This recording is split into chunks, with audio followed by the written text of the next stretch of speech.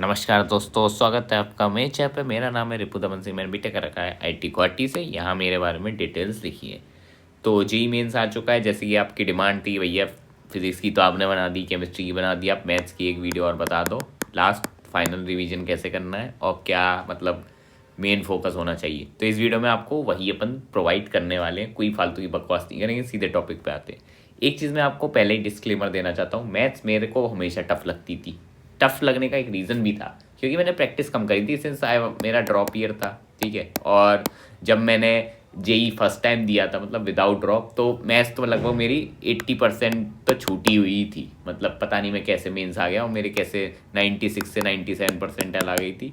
Maths के भरोसे तो नहीं आई थी, केमिस्ट्री और फिजिक्स के भरोसे से ही आ गई थी, ठीक है। तो वही वाली बात है कि दो सब्जेक्ट अगर स्ट्रांग हो तो फ़ायदा हो जाता है। लेकिन अगर आपको जेई मेंस में 99 परसेंटाइल स्कोर करना है या फिर एडवांस के दरवाजे खटखटाने हैं, आईआईटी के अंदर जाना है, तो मैथ्स आपका एवरेज लेवल का तो एटलीस्ट होना चाहिए। एवरेज, सही सुना आपने। अब एवरेज ये नहीं कि कचरा वाला एवरेज, ठीक ठाक एवरेज, मतलब एटलीस्ट कुछ तो कर पा रहे हो। आपको अंडरस्टैंडिंग होनी चाहिए, बिल्कुल हवा के ऊपर से, मतलब ऊपर से नहीं निकलना चाहिए क्वेश्चन, ठीक है। तो मेरे लिए तो टफ था, ठीक है, बट इतनी भी ख़राब नहीं थी मेरी मैथ्स, ठीक ठाक थी, ओकेश थी, मतलब रिलेटिवली फिजिक्स और केमिस्ट्री से तो बेकार थी, ठीक है। तो चलो बकवास करते हटाते हैं, अपने टॉपिक पे आते हैं। अब अगर आप देखोगे तो मेरा स्कोर 52 आया था मैथ्स में, जो कि फिजिक्स से ज़्यादा था, क्योंकि मैं फिजिक्स वाली वीडियो बताया था कि मैं इसलिए मिस्टेक्स कितनी ज़्यादा हो गई थी। तो इस केस में अगर मेरे मैथ्स में नहीं आते तो मेरे तो फिजिक्स मतलब ये इतनी रैंक भी नहीं आती, बल्कि इतनी भी अच्छी, कुछ ज़्यादा अच्छी तो नहीं आई थी, 9600।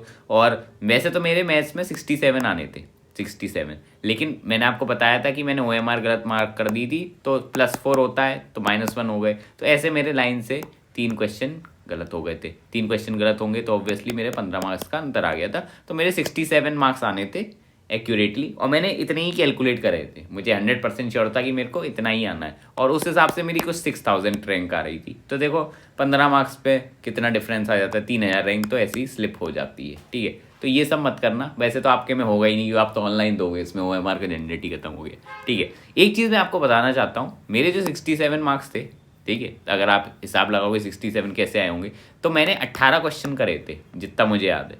उसमें से एक क्वेश्चन गलत हुआ था। तो इसका मतलब आप समझ रहे हो कितना हाई एक्यूरेसी है इस सब्जेक्ट में, ठीक है। 18 में बस मेरा एक क्वेश्चन गलत हुआ था। और अगर कंडीशन अप्लाइड, अगर आप वो वाली चीज़ नहीं गिन रहे जो मैंने सिली मिस्टेक OMR मार्किंग में करी थी, ठीक है, तब मैं बता रहा हूँ, तो मेरे 17 क्वेश्चन राइट थे।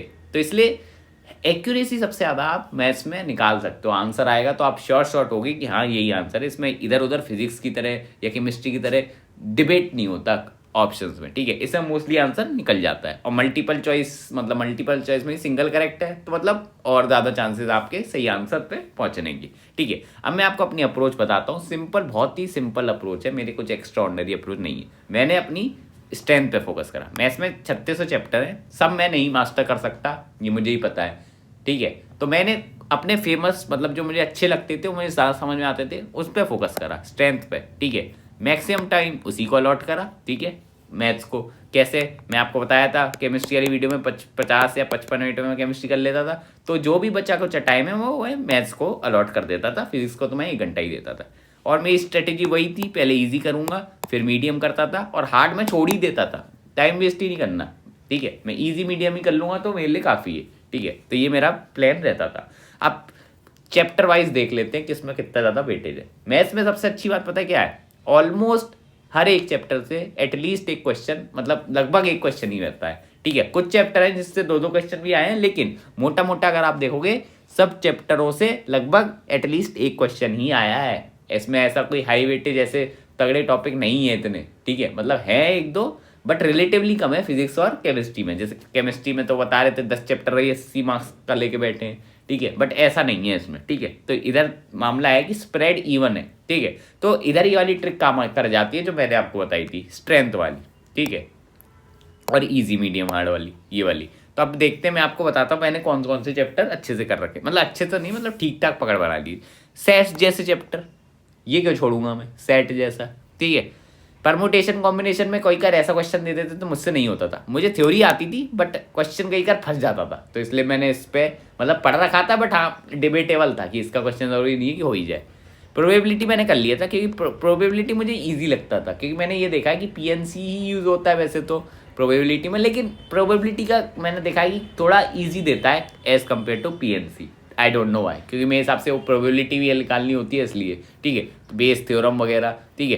तो प्रोबेबिलिटी मेरा ठीक ठाक था। कॉम्प्लेक्स नंबर में दुनिया कॉम्प्लेक्स हो जाती थी जब वो प्रूफ वाले अजीब अजीब से क्वेश्चन आते थे, ठीक है। फिटिंग करके अगर आंसर आ रहा है तो ठीक है, वरना थ्योरी वगैरह मुझे सब पता थी, बट हाँ कई बार आंसर नहीं आता था। बाकी बेसिक तो मुझे सब पता था। बाइनोमियल थ्योरम भी सेम, मैं यही डिबेटेबल बोलूँगा। बाइनोमियल थ्योरम तो भैया मतलब क्या ही है, ठीक है। मेंस का भी मतलब जब मैंने मेंस दिया था तो भी मैंने इतना ज़्यादा इस पर वो फोकस नहीं करा था, मतलब ठीक है अगर होगा तो होगा, नहीं तो बस थ्योरी तो पता थी। लिमिट्स मैंने ठीक से कर लिया था, लिमिट्स वाज डूएबल। डिफरेंशिएबिलिटी भी देख लिया था। इनडेफिनेट पे भी कम ध्यान दिया था कि इनडेफिनेट भी भैया कुछ भी पकड़ा देते हैं, फिर प्रूफ ही करते रह जाओ, वैल्यू निकालते रह जाओ, तो इसलिए डेफिनेट लेकिन ईजियर होता है। डेफिनेट अगर आपने पढ़ा होगा तो डेफिनेट रिलेटिवली हो जाता है, ठीक है। ऐसे डिफरेंशियल और हाइट एंड डिस्टेंस पे मैंने थोड़ा फोकस करा था, लेकिन वही ये हाइट एंड डिस्टेंस पे कई बार हो जाता है गड़बड़, ठीक है, बट हाँ ईजी है ये भी। बाकी ट्रिग्नोमेट्री मैंने थोड़ा स्किप ही रखा था, क्योंकि ट्रिग्नोमेट्री में तो बैठाने को बेटा ऐसा क्वेश्चन बना देंगे, सॉल्व भी करते रह जाओगे आइडेंटिटी, तो इस पर तो मैंने इतना फोकस नहीं करा था। बाकी एरिया अंडर का मैंने अच्छे से करा था कि इंटीग्रेशन के अंदर था, क्वाड्रेटिक कर लिया था, ठीक है। ये वाले जो पर्पल वाले हैं इसके बारे में बाद में बताऊंगा। स्टेटिस्टिक्स पे आपको फोकस करना है। स्ट्रेट लाइन मैंने कर लिया था, डिटरमिनेंट्स कर लिए थे। तो ये मेरे मेजर चैप्टर थे जिसमें से मैंने पकड़ बना ली थी। इसके अलावा जो बाकी चैप्टर मैंने रीड कर लिए थे, मतलब आते थे सवाल करते, बट मेरी पकड़ नहीं थी। जैसे पैराबोला, इलिप्स, हाइपरबोला, ये तो फिर भी इजी है, मतलब ये इसमें तो शायद मेरे से हो जाता था, मुझे एग्जैक्ट याद नहीं। पर 3D वगैरह में मेरे को दिक्कत होती थी ऐसी वेक्टर में, ठीक है। तो यही है, थोड़ा डिबेटेबल चीज़ है। Tangent, normal, maxima, minimum, maxima minimum भी हो जाता था वैसे, ठीक है, वही है। बट हाँ मेरे जो रेड से मार्क कर रखे हैं ये मेरे मेजर चैप्टर थे। बाकी आप अपने हिसाब से मार्क कर सकते हैं जो आपके मेजर चैप्टर हो, ये तो इंडिविजुअल टू इंडिविजुअल वेरी करता है, ठीक है। और वैसे तो इन वाले चैप्टर पे ज़्यादा वेटेज है, देख लेना इनके क्वेश्चन आ जाते हैं, ठीक है, जैसे सिक्वेंसर सीरीज, लेकिन टफ बना सकता है सिक्वेंसर सीरीज का। तो वही है, अभी फॉर्मूला शीट से फॉर्मूला रिवाइज करना नहीं है। फॉर्मूला शीट तो मेरे टेलीग्राम से डाउनलोड कर लो, नहीं तो अपने नोट्स को फॉलो करो, कोई एक्स्ट्रा ऑर्डिनरी चीज़ नहीं करनी। वही PYQ वाली ट्रिक सिम करके आपको रिवाइज करना है। कितने साल के करने हैं, मैक्सिमम जितना हो जाए, ज़्यादा टाइम है नहीं, रिवाइज करो। वैसे तो वैसे फॉर्मूला ही रिवाइज करना है, बस एक बार PYQ ऊपर ऊपर से आपको देखने, और कुछ नहीं करना है, ठीक है। जितना कर सको उतना करो, टाइमर लगा लेना, लेकिन जब PYQ का वो माइंड मैप बनाओ तो 1 मिनट का टाइमर लगा के पर क्वेश्चन ट्राई करो तो बेटर रहेगा, ठीक है। और बाकी अपना कॉन्फिडेंस हाई रखो। इस वीडियो में इतना ही था, क्योंकि मैथ्स में और ज्ञान पिल्ले को है ही नहीं मेरे